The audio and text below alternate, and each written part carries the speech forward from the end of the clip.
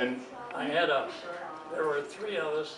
My father, he was hired in TWA in the spring of 1932. Dad, we're at the end of the I was hired museum. April 6, 1942. So can we brother go to the was an Air gift Corps shop pilot. now? He was based over in China. Have to wait a little bit, He okay? flew the CBI theater, Go see Mom, okay, pal? ferrying gasoline over the hump there to Because Chiang Kai-shek so some of he the stuff could in the fight the Japs, they do don't whatever he have. wanted to do. He got the Burma hump. Yeah, Burma hump. And he got the Distinguished Flying Cross there. And when he got out of the Army, he applied with TWA and they hired him right away. Was he talking about you? What? Was he talking about you or somebody else? That was my brother. His brother, but Oh, I thought you were his brother. You're not. no, I'm his brother-in-law. Oh, I'm We're sorry. like brothers. Ex-brother-in-law. My sister died, Okay.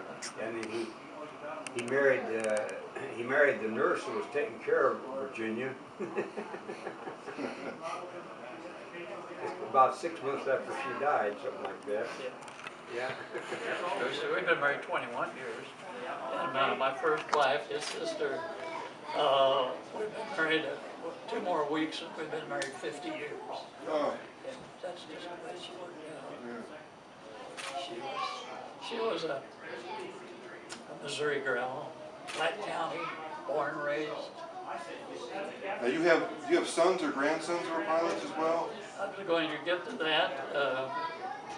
We have 4th generation pilots. We have 2 grandsons. One just went to work as an airline pilot for Spirit Airlines. He's going to ground school right now, getting ready to check out with them. The other boy is a corporate pilot. You could stand here and talk to him, then he will just don't look over and he'll be looking more at my Okay. Yeah, sorry about that. Oh, no problem. If you need to get closer, you can, just don't block. Get your picture taken. I'm the last one she wants to move to. I don't want him. Mug like this. Yeah, he is a corporate pilot. He's based in Bangkok, Thailand. This the one with Spirit? No, this is the other one. I had two boys there. That's Jason. And 2 grandsons. One is right over there. He's a grandson, so he's 3rd one. I fly corporate. He's a pilot. He's a corporate Also. pilot too, for Duncan Aviation. So there's, I'm sorry, there's Lincoln. 1 or 2 grandsons who were There's 3 of us. 3. Yeah.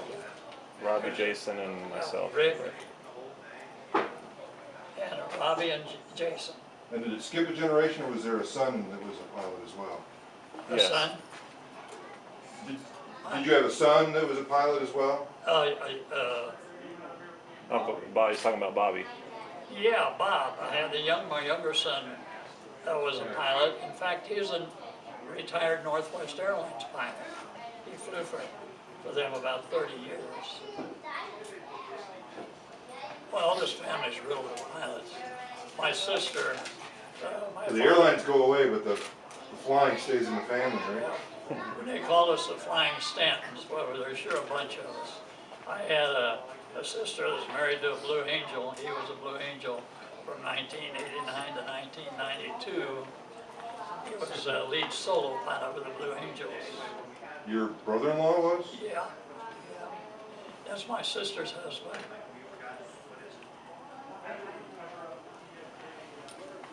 And I get them mixed up. Blue Angels is the Air Force. Don't worry, I get them mixed up myself. No, but am I right? Navy's Blue Angels and Navy. Yep. Thank you. What's the Air Force special? Thunderbirds. Thunderbirds. So when you all get together, do you talk like this, or? Well, sometimes, yeah. Yeah. Rick is always keeping me updated. He's updated on all this new stuff. The latest stuff. It's Yeah. foreign to me, the way aviation has changed, the technology is just out past me about 1,000 miles an hour. This guy knows it all. Now, He's sharp. now, if you're going out to California or somewhere today, when you get on a commercial flight, is that You sort know of? what I do?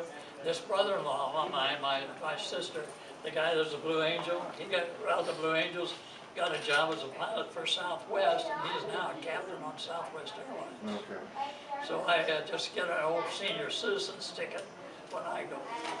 I could go on a reduced fare, but maybe a week later you'd get where you want to go. I mean, I always got bumped or, couldn't get on.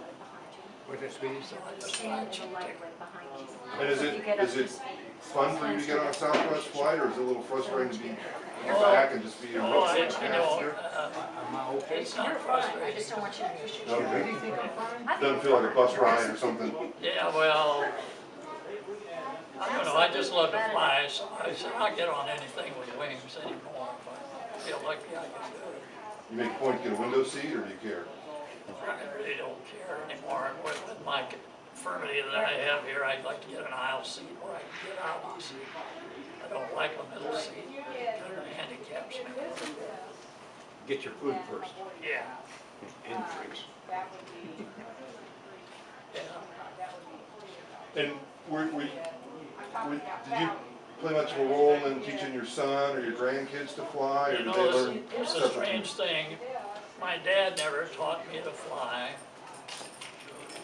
Like I say, I learned to fly here at this airport on the north end by Joe Jacobson, who was an old race pilot.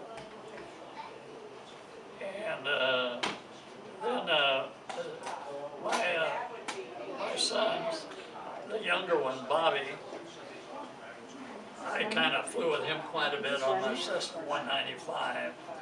He just did beautiful flying. And then one of the TWA pilots, Bill Ashcraft, based in San Francisco. Excuse me, did you teach your son Bob to fly on the Cessna? No, not where it really counts. I just Okay.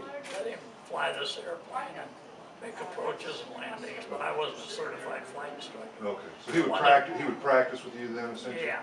Okay. And then there was a captain in San Francisco by the name of Bill Ashcraft. He had a flight instructor certificate, and he taught a number of TWA pilots' sons to fly. He taught my son to fly, like Bobby, and he taught my son Steve, that you met here. He taught him to fly. Steve had his commercial and instrument rating, but he said this airline flying wasn't for him. He didn't want him. So he went into law enforcement. He was in law enforcement. You want to be a cop?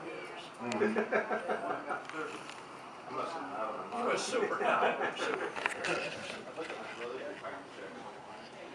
But, and my dad, I was a check pilot in San Francisco, or manager of flight for 15 years. So I guess I flew with just about every guy in the domicile line checks. One day, we had a shuttle flight on a 1649 Constellation from San Francisco to Tucson with a short layover in Tucson with a return right back to San Francisco. And this one day, my dad and my brother, my dad was a captain, my brother was a co-pilot, and I was the check pilot, and I gave both of them a line check over to Tucson and back, which is really something. Excuse me, what is a check pilot? Check pilot, ever so often, once a year, you had to take a line check, which checks the proficiency of the pilot and the operations of the Okay. entire trip. So you're kind of grading them, see if they were still up to snuff. That's it, yeah, that's it. Okay. But that was a big laugh. Here my dad had twice as much time as we did. And then a little old snot nose was giving his own dad a line check. Now that's a laugh.